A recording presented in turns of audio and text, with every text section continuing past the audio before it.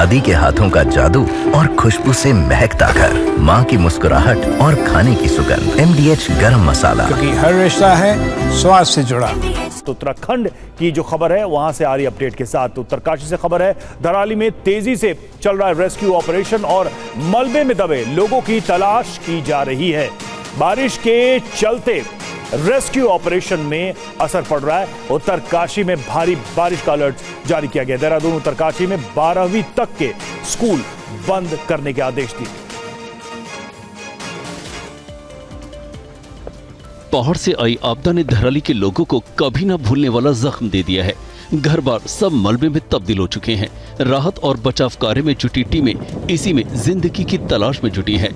NDRF, SDRF, dog squad और अन्य उपकरणों की मदद से लापता लोगों की तलाश की जा रही है। ये सामने गंगोत्री जाने वाला रास्ता है जिसके ऊपर अब इस वक्त भागीरथी नदी बह रही है। नदी का बहाव चेंज हो चुका है, ऊपर बड़े बड़े पत्थर हैं। फिलहाल रास्ता बनाने का काम यहाँ पर JCB मशीनें कर रही हैं। हमारे पास सारी लिस्ट है, मिसिंग लोगों की लिस्ट है और वो लगातार कंपाइल हो रही है।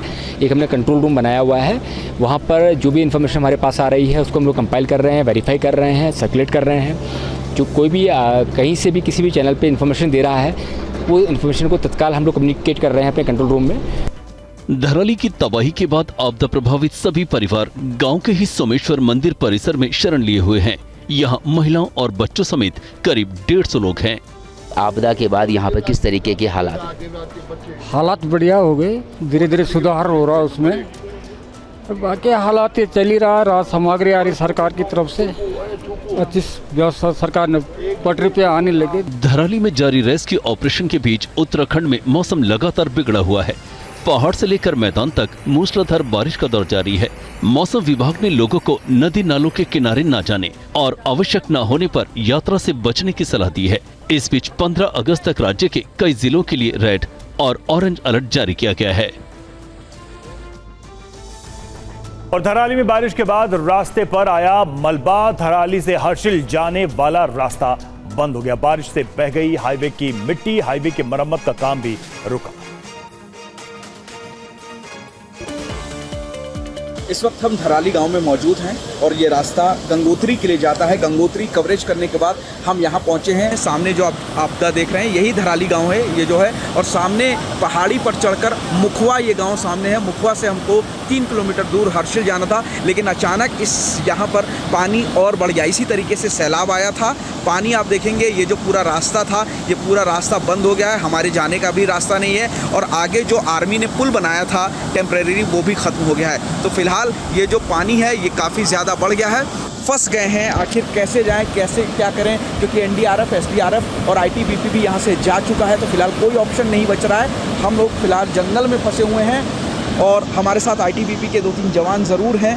अब मदद देखते हैं कि किस तरीके से होगा, क्योंकि यहाँ पर आप देख पानी की जो रफ्तार है वो काफ़ी ज़्यादा। ये पूरा सैलाब आप देख रहे हैं ये पूरी तरीके से डूब चुका है। पानी अब यहाँ पर बहुत ज़्यादा बढ़ गया है और हम लोग भी फंस गए हैं और ख़तरा काफ़ी ज़्यादा है। धराली में हर तरफ तबाही का मंजर है। राहत और बचाव के काम में जुटी एजेंसियां हालात को सामान्य बनाने की कोशिश में जुटी है। देखिए संवाददाता पुनीत शर्मा की ये रिपोर्ट। धराली में हर तरफ सिर्फ तबाही की तस्वीरें हैं, विनाश ही विनाश नजर आ रहा है। 5 अगस्त को जब यहाँ पर सैलाब आया तो आप देखिए ये पूरा घर है जो कि सड़क के बिल्कुल किनारे था।